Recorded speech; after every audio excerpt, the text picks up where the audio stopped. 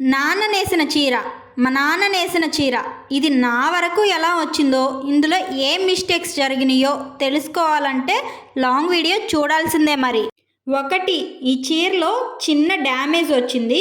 ఇంకొక పెద్ద మిస్టేక్ ఉంది. ఆ మిస్టేక్ ఏంటా అన్నది వీడియో ఎండింగ్లో చెప్తాను. ఫస్ట్ అయితే శారీ చూస్తూ శారీస్ గురించి మాట్లాడుకుందాం. ఈ పాటికి మీ అందరికీ అర్థమైపోయే ఉంటుంది. మా వృత్తి వచ్చేసి చేనేత. మాకు చిన్నప్పటి నుంచి తెలిసిన పని ఇదే. నా చిన్ననాటి నుంచి చూస్తున్నాను.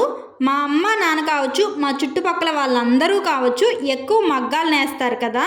కొన్ని వేల చీరలు నేసుంటారు. కానీ అదే చీరల్ని ఇంట్లో కట్టుకోవడం మాత్రం చాలా రేర్. ఎక్కడో ఒకరు కానీ కట్టుకోరు. ఇంత మంచిగా కనపడే ఈ చీరలు మనం నేసుకొని మనం కట్టుకోకపోవడానికి కొన్ని కారణాలు ఉండకపోలేదు. అందులో 1-2 కారణాలు నేను అనుకున్నవి లేదా నాకు అనిపించినవి మీతో పంచుకుంటాను. వినండి. ఈ చీర రేటు, ఇదే చీర షాపులో వెళ్ళి కొంటే మనకి ఎంత రేటు పడుతుందో, ఈ చీర నేసినందుకు వచ్చే కూలీకి ఆ రేటుకి సంబంధమే ఉండదు. ఎందుకంటే మనం కామందుల దగ్గర నుంచి మెటీరియల్ తెచ్చుకుంటాం. జరీ కావచ్చు, పట్టు కావచ్చు, నూలు కావచ్చు, పాగళ్ళు కావచ్చు, ఇంకేదైనా మెటీరియల్ కావచ్చు. వాళ్ళు ఖర్చు పెడతారు, మన చేత నేర్పించుకుంటారు. వచ్చే లాభంలో కొంత భాగం వాళ్ళు తీసుకుంటారు, మిగిలిన కూలీ మనకిస్తారు. ఫైనల్గా షాప్లో అమ్మే వాళ్ళకి ఇంకా లాభం ఉంటుంది. చీరల గురించి అయితే నాకు తెలిసిన ప్రాసెస్ అయితే ఇది. అదేంటి, చీర ఏదైనా డ్యామేజ్ వస్తే వాళ్ళు తీసుకోరా అంటే తీసుకుంటారు. మనకి ఏదైనా డ్యామేజ్ వచ్చినా, పోగులు పోయినా పేటెత్తడం అంటారు. అలాగ జరిగినా కానీ కామందులే ఆ చీర తీసుకుంటారు.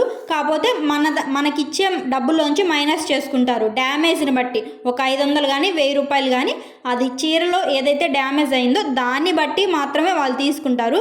కానీ ఈ చీర తీసుకోకపోవడానికి ఇంకొక పెద్ద కారణం కూడా ఉన్నది.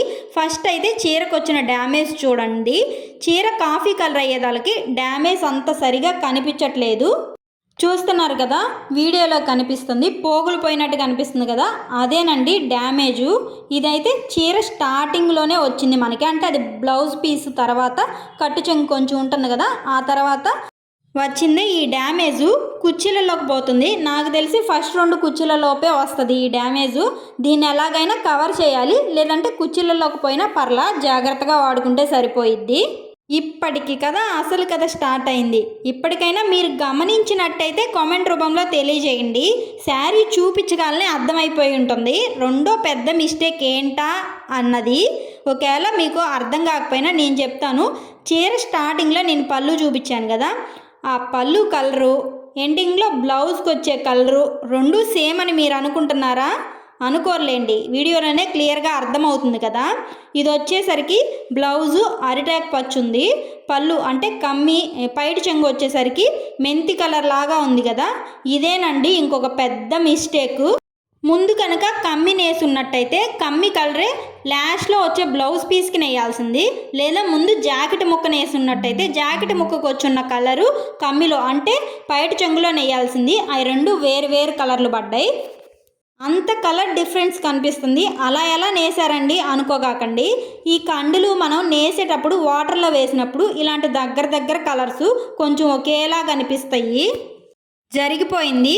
చీర అయితే నా దగ్గరకు వచ్చేసింది మొత్తానికి. ఇక కామందులు తీసుకున్నప్పుడు ఏం చేయాలి?